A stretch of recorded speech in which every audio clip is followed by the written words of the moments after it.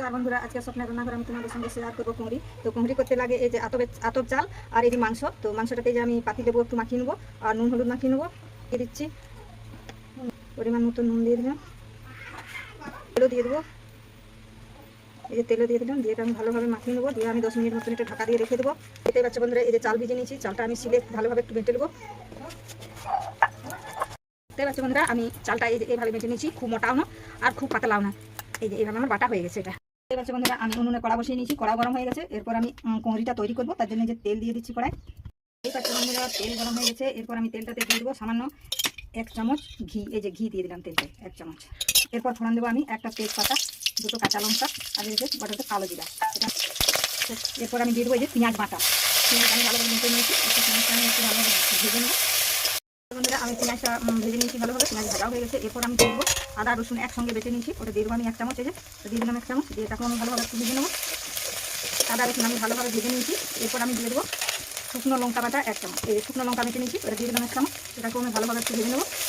এই যে দেখতে পাচ্ছি বন্ধুরা, আমার মশলা ভাজা রেডি হয়ে গেছে। এরপর আমি দিয়ে দেবো এই যে নুন হলুদ সরষের তেল পাতি লেবু মাখিয়ে রেখেছি মাংস, এই মাংসটা দিয়ে দেবো। সেটা আমি ভালোভাবে একটু নাড়াচাড়া করে নেবো। ভালোভাবে নাড়াচাড়া করে নিয়েছি। এরপর এটাকে আমি ঢাকা দিয়ে দেবো। এই যে দেখতে পাচ্ছি বন্ধুরা, আমার মাংস থেকে তেল বেরিয়ে এসছে, কারণ মাংস ভাজাও হয়ে গেছে। এরপর আমি এটাকে এখন মশলা দিয়ে দেবো। মশলার মধ্যে পড়ে যে এটা হচ্ছে ধনে বাটা আর 1 চামচ দিয়ে দিলাম জিরা গুঁড়া আর মাংসের সঙ্গে কষে নেবো। এরপর আমি দিয়ে দেবো এটা একটু মশলা বাটার জলটা দিয়ে এটা আমি ভালোভাবে একটু নাড়াচাড়া করে নেবো, আবার ঢাকা দেবো।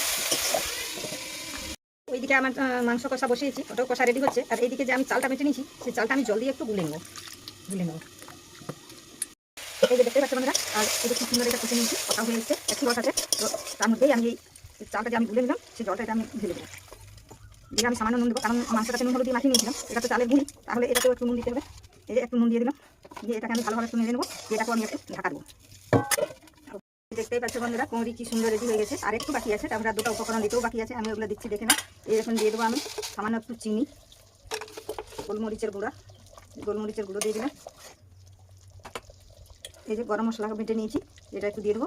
দিয়ে এটাকেও ভালোভাবে আমি একটু নেড়ে নেবো, কারণ আঁচটা কমিয়ে দিয়েছি। এটা এখন তলানিতে ধরে যাওয়ার সম্ভাবনা আছে। এটা কি ঘরে যে যে জিনিসগুলো থাকে সেই দিয়েই তৈরি। আমরা তো ঘরে সবাই মাংস খাই, তো তোমরাও এইভাবে করে খেতে পারো, দেখবে খুব সুন্দর লাগবে। ছেলের পছন্দ, ছোটো বাচ্চার পছন্দ, বড়োর পছন্দ, সবারই মাঝে মধ্যে এইভাবে করে খেলে হবে। নামিয়ে নেবো। এই পাচ্ছ বন্ধুরা মাংসের কুঁড়ি। তো তোমাদের যদি মাংসের কুঁড়ি ভালো লেগে থাকে, একটা লাইক একটা সাবস্ক্রাইব করবে।